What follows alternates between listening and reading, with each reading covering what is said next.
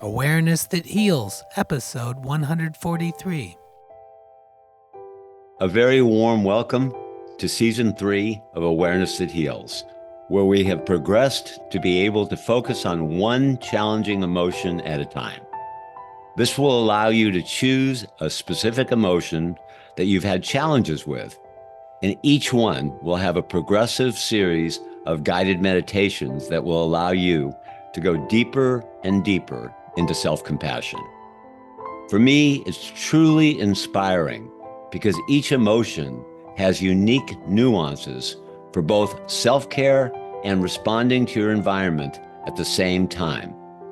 This is subtle and a rare skill, as all too often we don't stay aware of how we can care for ourselves as we are.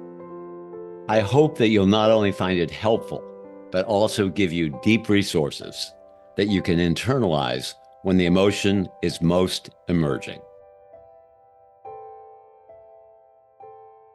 A very warm welcome to the 6th meditation on caring for and responding to our anger. So let yourself get ready and comfortable for the guided meditation.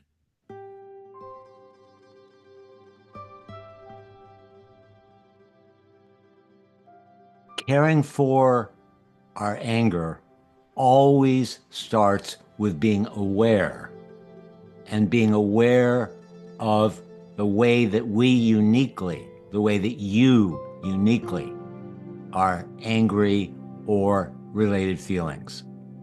So take the time now to really drop in and be generous with yourself in this safe space, to feel it as fully as possible, all the nuances, if anything exaggerated. And once you've done that, then allow yourself to recognize that, of course, you want to find a way to care for the anger to be given permission to exist. And you want to support it to be felt because it's such a key part of your vitality, especially when you know you're not going to create injury with it to yourself or the other. And that naturally leads you to containment, to where you know you don't want to dump it on the person, and you also don't want to suppress it because you know it's juicy and it represents something important that you need. So you go into a state, and you go into a state now briefly that you're containing the anger, and see if you can glimpse the vulnerable feelings that are underneath and the need, or maybe even needs that are there that really made you angry in the first place. And that's such a critical aspect of that. And now, once you've identified the need clearly, then you have a very important discrimination to make.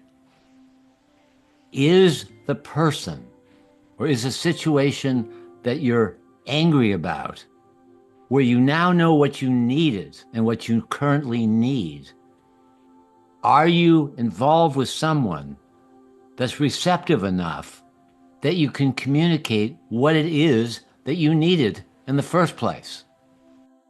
And so you really go out of your way to say to yourself, okay, this is what I need, but can I communicate it in a way with a tone of voice that's going to really be more from my heart and not just angrily express your need?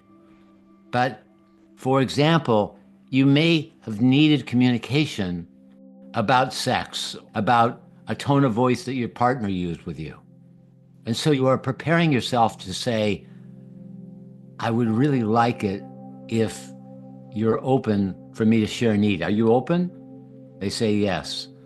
And you say, you know, when we were talking about so-and-so, I would have really liked it if you could have been softer, or if you would have communicated about this before you took an action. You know what your need is. So substitute in your words, and particularly also tune into your tone, and imagine yourself communicating with somebody that triggered your anger.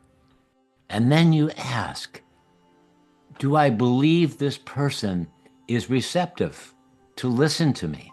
And that's why it's good to ask if they're open at first to listen to something that you feel like you need. And if they are or appear like they are, then you want to give it your best effort, from my vantage point, at least a few times. Hopefully just once. But let's say it doesn't work. You wait for another time where the vibe is right, the receptivity is right. You try it a second time or a third time. And this is the sixth step when you have a relationship with somebody that is open to you. Like, for example, you may have a boss that you know damn well that you cannot communicate with them. So as you're assessing whether you can communicate, you recognize, no, I can't communicate with them. And if they aren't that way and they are someone you communicate, you go for it at least a couple times from your heart with your best tone of voice. Now, if it turns out that you're with somebody that you can't reach, then we're going to cover that in the seventh and final step and final guided meditation. So please join us for the seventh guided meditation so we can finish the series and find a way to have your anger work for you rather than against you. Thanks for listening to Awareness That Heals. Please click subscribe so you won't miss an episode. If you love the podcast, the best way to help spread the word is to rate and review the show. This helps other listeners like you find this podcast. We're deeply grateful you're here and that we have found each other. We encourage you to download our introspective guides at awareness-that-heals.org. They will be helpful to you while listening to our podcast.